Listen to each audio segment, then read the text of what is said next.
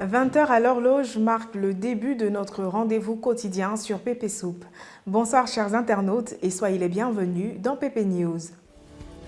Quelle ONG est venue en aide aux populations de Oussougoula?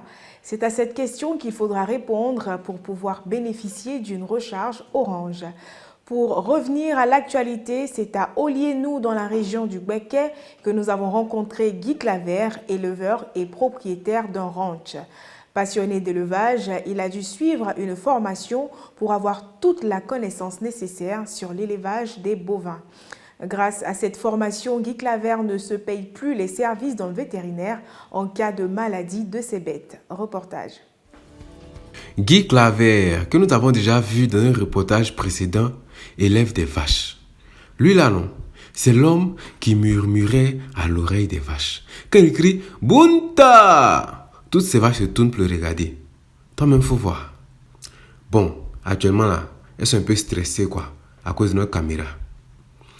Guy Claver connaît bien ces vaches, leur comportement, ce qu'elles aiment et puis ce qu'elles n'aiment pas.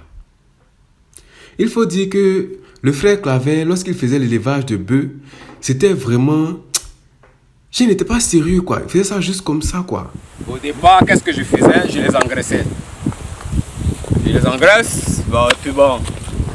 Après, je les revends. Mais une idée est venue en train de dire, écoutez, tu ne peux pas toujours être là en train d'engraisser. Hein. Essaie de reproduire. Donc, les autres, les jeunes aussi à venir faire comme moi. Je n'ai pas encore réussi. Mais le rendez-vous, c'est au sommet. Il faut dire que là non, le frère Claver, lorsqu'il faisait l'élevage de bœuf là, c'était pas vraiment pour faire une source de revenus quoi. Jean lui faisait ça comme ça, voilà. C'est après qu'il a compris que on est un bon jet dedans. Hein. Donc là, il s'est formé. Ah, parce que là, la base là, c'est la formation. Si tu n'es pas formé dans un métier là, tu peux pas t'en sortir. Non, tu peux pas. Impépable. Voilà. Des valises pas comme les autres, elles ne sont fabriquées ni en coton ni en pagne, mais plutôt en fer. Plutôt intrigantes, elles ressemblent à des caisses à outils. Leur nom, Anango Kessi.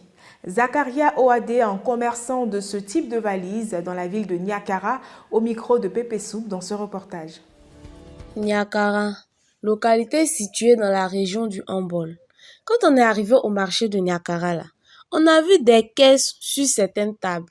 C'est ainsi qu'on s'est rendu vers M. Zakaria Oadé, commerçant de ces caisses aussi, pour lui arracher quelques mots, qui nous explique ce que c'est. On appelle Anango Kessi. Anango Kessi. Ce sont des valises. C'est ça, nos vieilles, ils mettent les habits dedans contre les souris. Là, les souris ne peuvent pas gâter ça. Donc, il y a le gros et il y a le petit. Parce que c'est très bon que les valises qu'on vend maintenant. Parce que quand tu mets tes habits dedans, les souris ne peuvent pas gâter, les cafards ne peuvent pas rentrer. Et voilà, c'est pourquoi tous les hommes mettent ça jusqu'à présent. Ah, c'était des anciennes valises utilisées par nos arrière-grands-pères là. Ce qu'ils appelaient cantine en son temps. Ah, d'accord. En tout cas, le père Zakaria, merci beaucoup de nous avoir éclairés sur ces caisses-là. À Oussougoula, un quartier de Mankono, nous avons fait la rencontre de Fatoumata Karamoko, porte-parole des femmes du dit quartier. D'une part, elle nous révèle que ce quartier ne dispose pas de robinet pour l'approvisionnement en eau potable et d'autre part que le seul puits encore disponible est une source d'eau à problème. Par ailleurs, afin de rendre salubre l'accès aux 10 puits, l'ONG Espoir et Famille y a fait construire un mur.